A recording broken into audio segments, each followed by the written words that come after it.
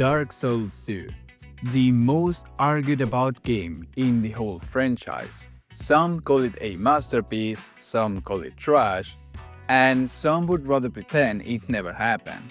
It's the cursed child of the franchise, the sequel that promised the world but delivered something else entirely. For years, fans have been fighting about this game. Was it a betrayal? Was it a misunderstood? Or was it secretly one of the best sequels ever made? The year was 2011. Dark Souls had just exploded. A niche Japanese RPG became a cultural event. Everyone was talking about it. YouTubers were making rage compilations, and forums were flooded with "Help me with Ornstein and Smough." From Software had struck gold.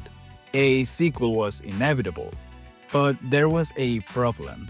Hidetaka Miyazaki, the genius behind Demon's Souls and Dark Souls, wasn't available. He was already working on something new, something we would later know as Bloodborne. So Dark Souls 2 was left to new directors, Tomohiro Shibuya and Yui Tanimura. And here's the thing. From Software didn't just want a sequel. They wanted bigger, better, and flashier. They wanted Dark Souls to go mainstream, which meant changes. And oh boy, the marketing. Dark Souls 2 previews looked jaw-dropping. We saw trailers with gorgeous lighting, dark dungeons lit only by torches, shadows crawling along the walls, a world that looked alive. The depths promised innovation, enemies that would adapt to you. They'd stop falling for the same trick twice. If you chase them, they would learn. There would be a new torch mechanic. Darkness would matter. You'd need to carry fire to see. But carrying a torch meant putting away your shield, risk and reward, light versus survival. And the world, it would be seamless, connected, even bigger than Lordran.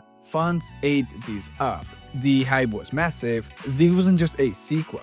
This was going to be the next step for the Souls franchise. And when the beta footage dropped, it looked incredible. Players couldn't wait. Then 2014 came. Dark Souls 2 launched, and it really hit. Yes, the game was big, and it had bosses. It had the familiar Dark Souls look, but the cracks started to show pretty quick.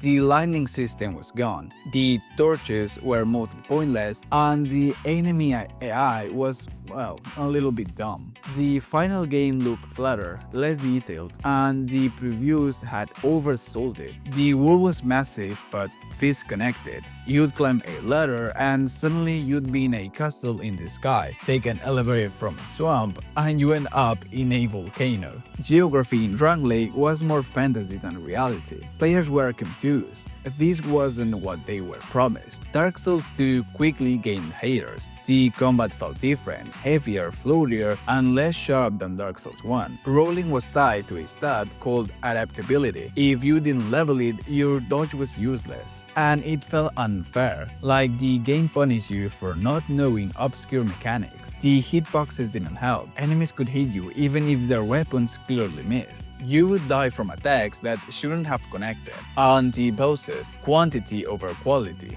Over 13 total. Some were fantastic, but many were just big armored dudes. The Rune Sentinels, the Looking Glass Knight, and the Throne Watcher and Defender. Others were flat-out jokes. The Covetous Demon, physically Jabba the Hutt on a diet plan. The Skeleton Lords, 3 bosses who immediately explode into 20 minions. It felt lazy, especially compared to Dark Souls 1 lineup. And then there was Soul Memory, matchmaking based on how souls you've collected. It was supposed to stop griefing. Instead, it broke co-op and players couldn't summon friends. And the community hated. But here's the twist. Despite all that, Dark Souls 2 is also one of the most underrated games in the series. Why? Because it dared to try something different. The scale was unmatched. This was the biggest Souls game ever made. Dozens of bosses, hundreds of weapons, armors and spells, and dozens of areas to explore. And the build variety was insane. This was the game that introduced powerstancing. faulty weapons, meet this star requirement, unlock unique dual wields movement sets. You could swing 2 ultra great swords like a maniac, you could go full mage and spam sorceries, or you could make hybrid builds that were absolute chaos. Anything you imagine, you could probably do it. And the DLC, the Crown Trilogy, Sunken King, Old Iron King, and the Ivory King, these were some of the best expansions from software ever made. Tight level design, brutal bosses, and unforgettable fights. Fume Knight, Cyrulon, the Vorn Ivory King, those are fun favorites even today. If Dark Souls 2 base game disappointed, the DLC redeemed it. And there was something people overlook. Dark Souls 2 might have the best themes in the series. Dark Souls 2 was about decay, a world fading into darkness. Dark Souls 2 is about cycles, history repeating itself over and over. Every king makes the same mistakes. Every age fails into ruin.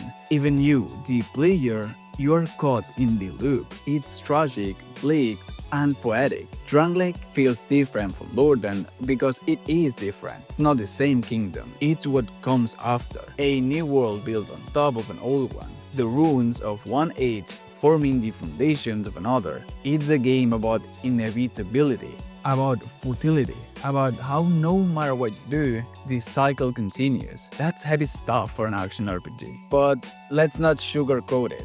Dark Souls 2 screwed up in big ways. The visual downgrade was massive, and fonts felt light too, and the geography was a joke. It kinda killed the immersion. And the bosses, too many repeats and too much filler. The soul memory ruined online play. And the hitboxes, well, weapons were basically phasing through you, enemies hitting from 2 feet away, rolling but still dying, and it was frustrating. And in a game where death already mattered, bad hitboxes were just unforgivable. That's why Dark Souls 2 is still so divisive. Some fans see only the flaws, and others see the ambition. It's the most content-rich Souls game, except for Dark Souls 3, but also the most uneven. It has some of the best bosses and some of the worst. It has the most build freedom but also the most broken mechanics. It's a game of contradictions, and that's why the arguments never end. Even today, saying I like Dark Souls 2 online will start a war. The most polemic game in the franchise. But here's my take. Dark Souls 2 deserved more love. Yes, it failed to deliver what it promised, and yes, it has big flaws, but it also has ambition and heart. It gave us ideas and some insane build variety, and of course some of the best DLCs from software ever made. It dared to be different, and in a series known for repetition, that matters. Calling it the worst Souls game doesn't mean it's bad, it's just standing next to legends.